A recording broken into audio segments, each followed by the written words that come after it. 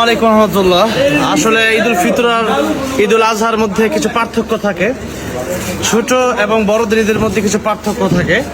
তো ঈদুল ফিতরে আমরা দেখা গেছে সারাদিন একটু মোটামুটি সেজে গুজে থাকি, আর সারাদিন দেখা গেছে যে গ্রামে বিভিন্ন জায়গায় ঘোরাঘুরিটাই বেশি করি। কিন্তু ঈদুল আজহাতে কিন্তু আমরা কোরবানি বা ঈদুল আজহায় আমরা গরু ছাগল নিয়ে ব্যস্ত থাকি।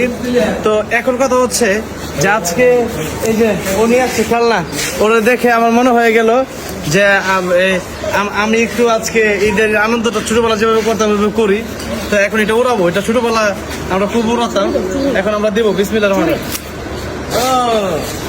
থাক থাক, আমি নিয়ে আসো, এদিকে দূর না, ঠিক আছে। তো আসলে এটা খুব ভালো একটা ছিল। অনেকদিন ধরে খেলনা কিনি না, ছোটবেলা খেলনা কিনা খুবই মিস করি। আপনারা মিস করেন কিনা অবশ্যই জানাবেন, আমার মনে হয় মিস করেন।